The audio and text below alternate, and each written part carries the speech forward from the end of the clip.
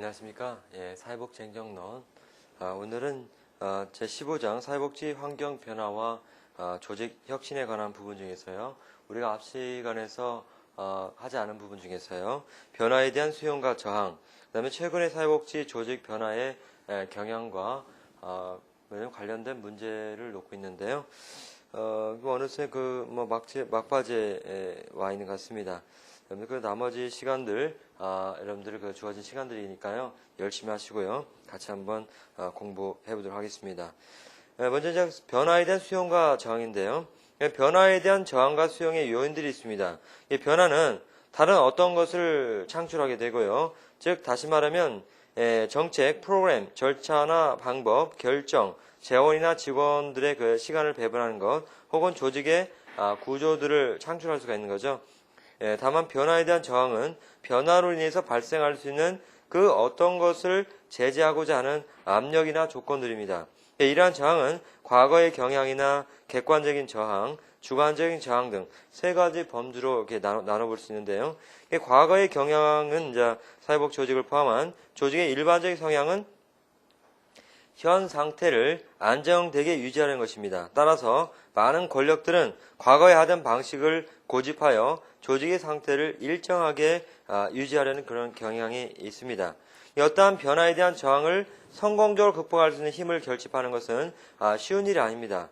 조직을 둘러싸고 광범위한 문화 기본과 같이 오랜 관습에 의해서 형성된 권력은 변화하고자 하는 의지와 능력 있는 조직 구성원들의 행동을 구속하게 됩니다. 대부분 휴먼 서비스 조직은 권력과 전문성 그리고 고도로 형식화하는 여러 층의 수직적인 단계를 갖고 있거나 또는 그러한 단계를 만들어갑니다. 이러한 조직들은 변화를 위한 능력이 부족합니다. 조직의 많은 외부 환경들이 클라이언트 중심의 관점을 요구하지 않는다는 사실은 현재 상태를 유지하는 경향을 더욱더 강화시킵니다. 두 번째는 매몰 비용이라는 것인데요. 매몰 비용이 뭐냐? 이 변화에 요구되는 비용, 즉 이제 변화의 혜택 그리고 이러한 개혁이 이미 다른 곳에서도 시도되었다는 어떠한 증거 자료가 없다는 것 등이 복합적으로 작용하면 기존의 정책을 고수하고자 하는 저항이 심해질 수가 있습니다. 기술적인 요인도 변화의 장애물로 작용하게 되는데요. 예컨대 한때 심각한 정신질환을 앓고 있는 사람을 치료하는 데 있어서 기존의 정신분석 치료 모델에서 지역사회 지지 서비스 방법으로 전환하고 이를 사회적 통제나 재활이 아닌 사회보호라고 이렇게 언급한 적이 있었습니다. 정신치료요법의 비효과성에 관한 엄청난 자료들과 지역사회 지지 접근 방법의 효과성에 관한 많은 연구들의 결과에도 불구하고 당시의 저항은 엄청나게 거셌던 거죠. 이런 경우에 매몰 비용에 의한 저항이 발생했는데 이 매몰 비용은 업무를 개발하고 유지하는데 드는 비용, 시간, 노력, 투자 비용을 의미하는데요. 어떤 조직의 경우에는 매몰 비용은 현재 실행을 창조하고 지속하는 데 투자된 자원의 총량이라고 이렇게 봅니다. 개인의 경우에 매몰 비용은 현재 방식을 개발하기 위해서 투자된 많은 시간과 노력, 그리고 이와 관련해서 지불된 돈, 에너지, 어려움을 의미합니다. 변화를 제한하는 것은 일종의 자부심이나 자만심을 위협하는 요소로 쉽게 인식하겠죠. 세 번째는 주관적인 요소들입니다. 첫 번째는 모르는 분야에 대한 어떤 두려움들이 존재하겠죠. 두 번째는 이기주의라고 하는 측면이 있습니다. 자신에게 이익이 되지 않는 경우 변화하려고 하지 않죠. 이기주의라는 것은 권력이나 돈이나 권위나 편안함, 안전함과 같은 인간의 욕구와 관련해서 발생하는 거죠. 이기주의는 조직 변화에 저항하는 근본적인 요소라고 이렇게 보겠습니다. 세 번째는 통제를 둘 수가 있는데요. 사람들이나 조직 모두 자신의 업무와 환경을 스스로 통제하기를 원하고 있습니다. 종종 변화는 이러한 통제력을 감소시키는 것으로 인식되기도 하는 거죠. 네 번째는 의사소통 부분이 있습니다. 제한된 변화의 본질이 부적절하게 알려지거나 혹은 잘못 이해될 때 저항이 발생합니다. 변화에 대한 불확실성이나 이에 따른 추측 등의 이유로 근거 없는 저항이 유발되기도 합니다. 그렇다면 변화를 위해서 고려할 만한 그 상황 변수에 대해서 한번 살펴보도록 하겠습니다. 변수의 필요성을 조직 구성원들에게 인식시키고 수용하도록 하는 적절한 리더십을 위해서는 다음의 상황 변수들을 잘 고려를 해야 하는데요. 그래서 첫 번째 세력 분포를 쓸 수가 있습니다. 변화에 대해서 저항하는 세력이 수용하는 세력보다 강하면 참여적 리더십이 효과적입니다. 저항을 극복하고 헌신하기 위해서는 참여적 리더십보다 효과적이고요. 두 번째는 시간을 들 수가 있습니다. 시간을 다루는 시급한 변화에 대해서는 지시적 리더십이 효과적입니다. 지시적 리더십을 발휘할 때는 저항을 줄이기 위해서 이러한 스타일을 선택한 이유를 명확하게 설득할 필요가 있는 거죠. 세 번째, 문제의 본질이 있습니다. 행정가가 변화와 관련된 문제에 대한 정보와 이해가 명확하지 않을 때 광범위한 경험과 지식을 가진 직원들의 참여를 유도할 필요가 있는 거죠.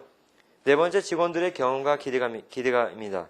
변화가 필요한 상황에서 행정가가 오랫도록 사용해온 리더십 스타일을 갑자기 바꾸면 직원들이 어떤 저항을 일으킬 수가 있는 거죠. 지시적 리더 스타일에서 참여적 스타일로 전환하는 것은 오히려 의심을 유발하고 책임 소재를 떠넘기는 것으로 오해받을 수 있는 소지가 큽니다. 참여적 스타일에서 지시적 스타일로 전하는 것은 자율성과 협조를 깨기 위한 것으로 의심받을 수가 있게 되는 거죠. 다섯 번째, 행정관리자의 권력입니다. 변화를 강제하는 데 있어서 보상과 제재에 대한 권한이 결여된 행정가는 여러 가지 어려움을 겪을 수가 있게 됩니다. 계속적인 리더십은 하급자들의 그 소외와 저항을 불러올 수 있는데 상급자의 지원을 받지 않은 행정가는 이러한 저항에 취약합니다. 여섯 번째, 변화를 실행하는 과정에서 직원들의 의존성입니다. 변화에 대해서 직원들의 자발적이고 비공적인 협조가 필요한 경우 이런 경우는 참여적 리더십이 바람직합니다. 여러분들 여기에서 변화의 상황 변수에 대해서 봤는데요. 이건 리더십과 관련돼서 맞물려서 여러분들이 혹시 국가 시험에 나올 수 있는 경향이 있기 때문에 이 부분은 여러분들 반드시 숙지하기 바랍니다. 이제 두 번째, 최근의 사회복지 조직의 변화의 경향인데요. 사회복지 관련 법적, 제도적 변화를 이뤄야 한다. 이렇게 나와 있죠. 사회복지기관의 평가에 강합니다.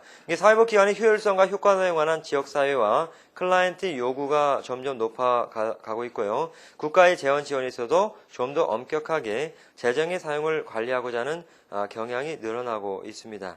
사회복지사업법에 의해서 사회복지기관은 정기적인 평가를 의무적으로 받도록 함으로써 사회복지기관에 대한 평가는 일반화되었다 이렇게 볼 수가 있는 거죠. 한국의 사회복지평가제도의 도입 배경을 살펴본다면요. 첫 번째, 사회복지 서비스 분야의 양적 평가가 이루어졌다는 것과 사회복지 서비스 분야의 양적 팽창과 함께 대규모 자원과 인력이 투입되고 있는데 이에 대한 효과성을 검증해야 한다는 압력의 증가가 있었고요.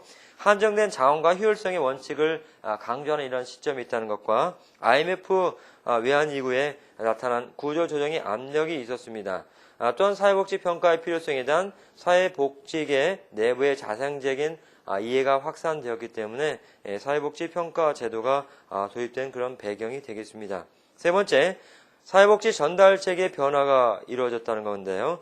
참여정부는 사회복지 전달체계 개선을 위해서 사회복지 사무소의 설치와 지역사회복지협의체의 구성, 운영을 주요 정책 방안으로 제시했는데요.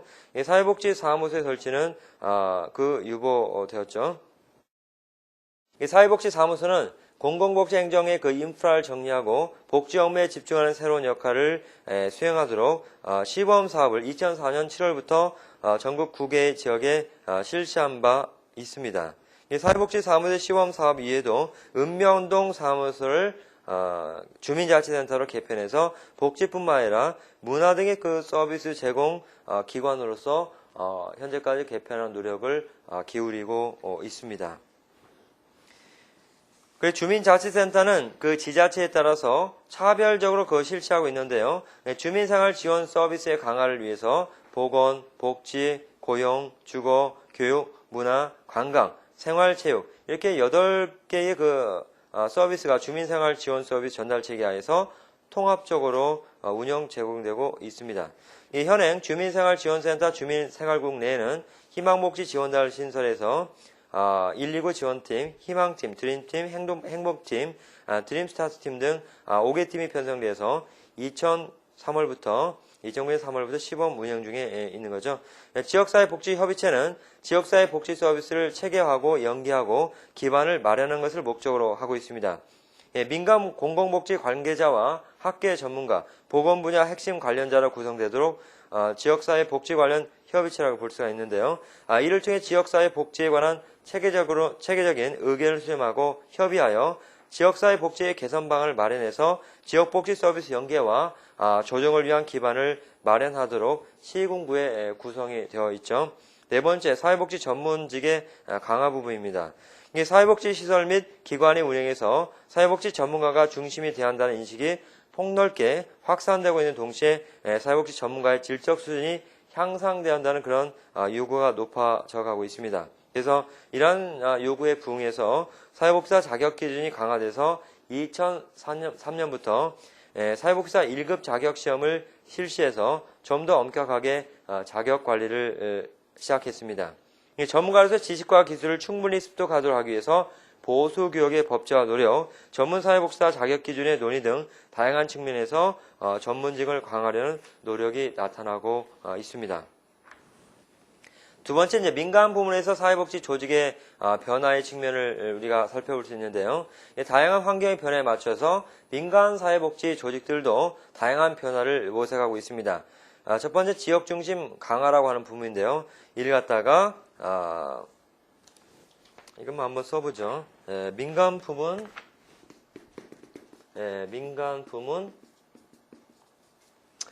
사회복지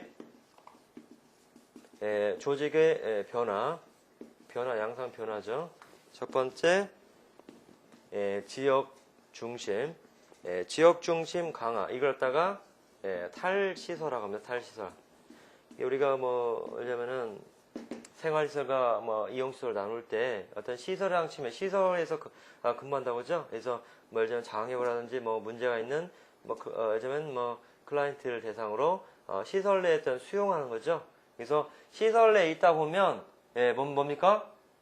그 시설에 그 타성이 적기 때문에 그 사람이 뭔가 변화가 되고 뭔가 정상화되는 어떤 측면으로 나아가지 않는데 거꾸로 뭔가 그 안에 갇혀있기 때문에 갇혀있다는 표현을 쓰지만 그 안에 있기 때문에 시설 중심적으로 사람이 변화가 됩니다. 그래서 상당히 사람이 탄력적이 못하고 상당히 고정적이고 그래서 그런 어떤 시설에 대한 맹점이 있기 때문에 이 시설을 탈피하자 이런 요구들이 그 안에 많이 있어 왔죠. 그래서 지역 중심 차원에서 이런 어떤 민간 부문에서 사회복지 시설을 좀 더 탈시설을 하라. 이것은 뭔가 합리적인 그런 의미를 담고 있습니다. 그래서 시설복지에서 다시금 이걸 갖다가 시설복지에서 지역복지로 바꿔라. 탈바꿈해라. 그런 의미죠. 시설복지에서 바로 지역복지로 가라는 얘기죠. 두 번째, 소비자 주권입니다. 소비자 주권. 소비자 주권이라는 것은 영어로 하면 consumer sovereignty입니다. 그래서 공급자 중심에서 소비자 중심으로 이 사회복지 조직을 갖다가 좀 변화할 필요가 있지 않겠냐. 이건 패러다임이 바뀌는 거죠. 세 번째, 수요 중심입니다. 수요 중심. 수요 중심.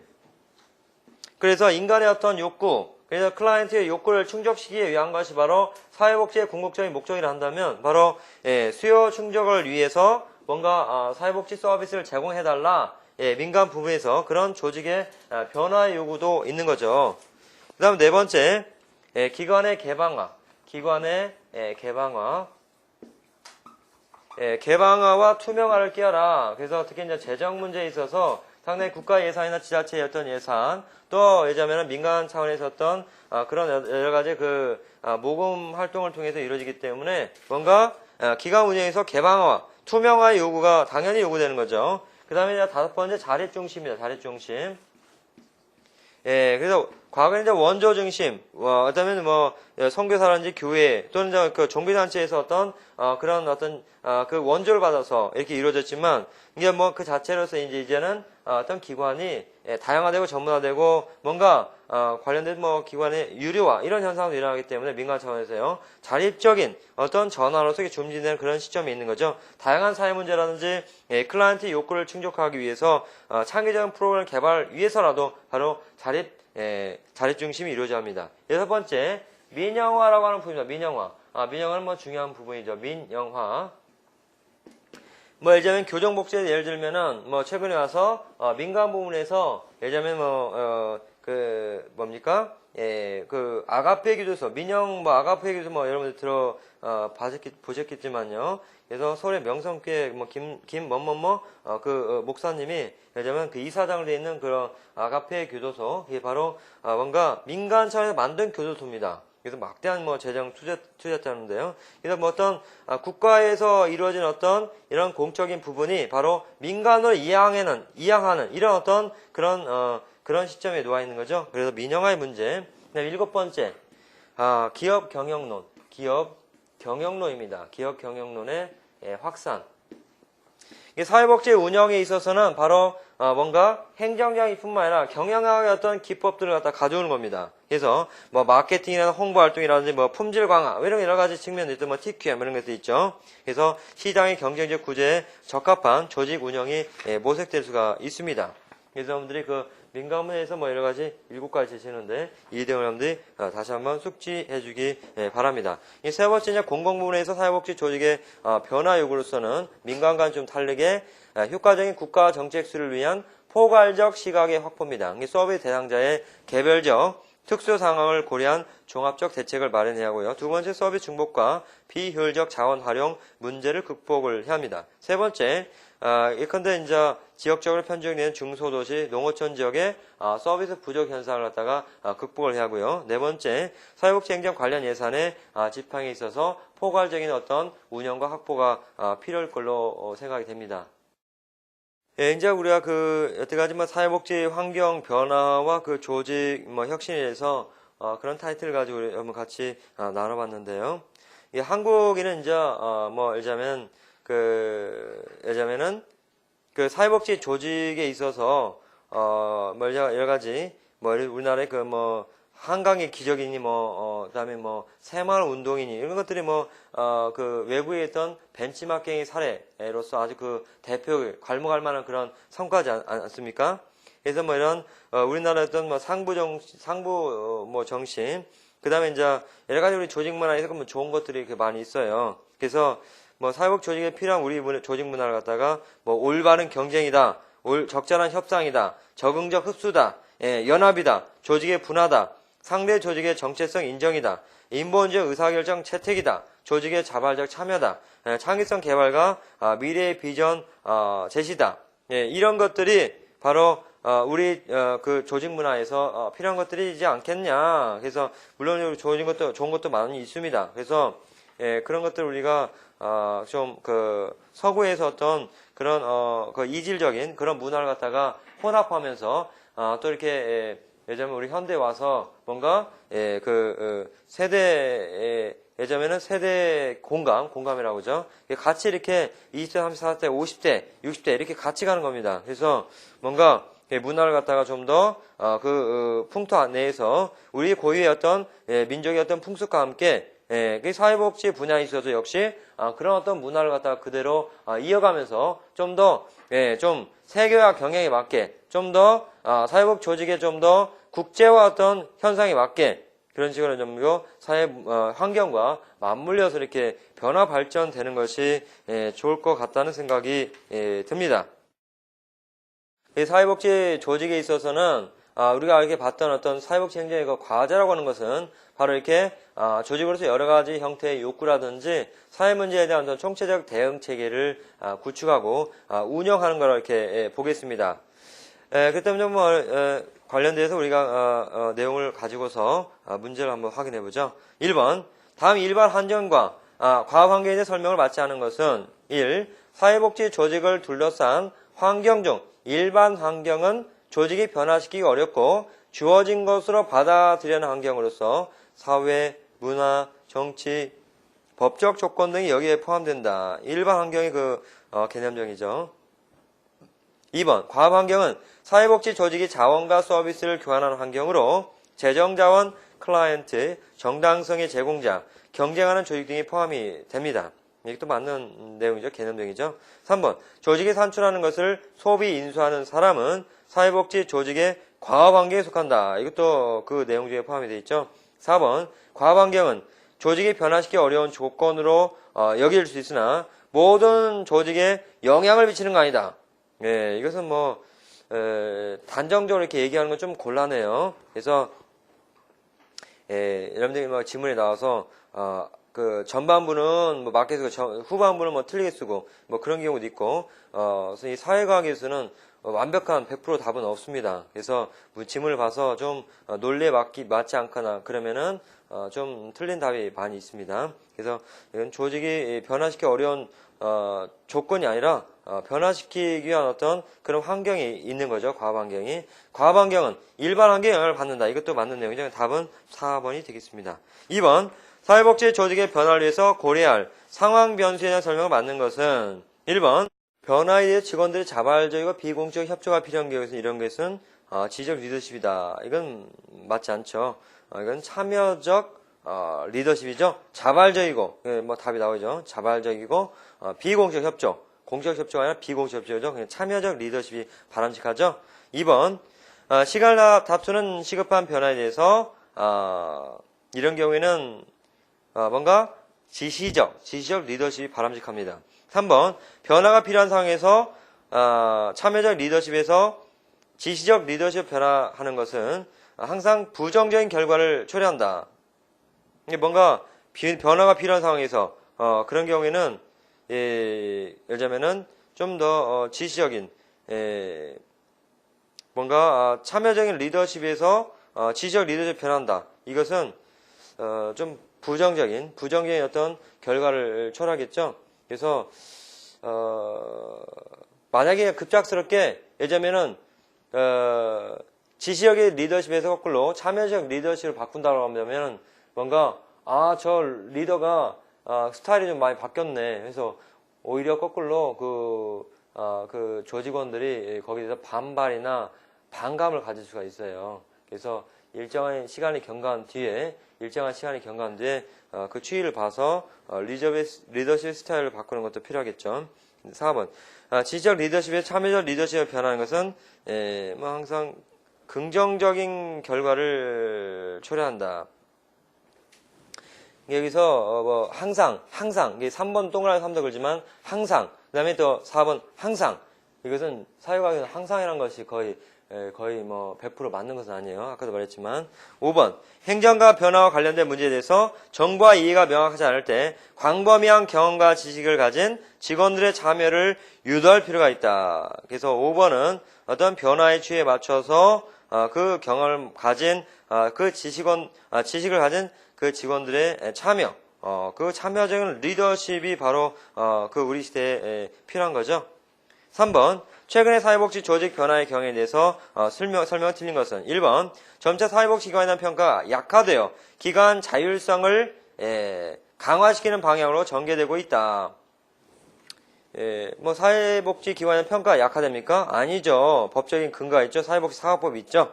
1번 틀렸죠.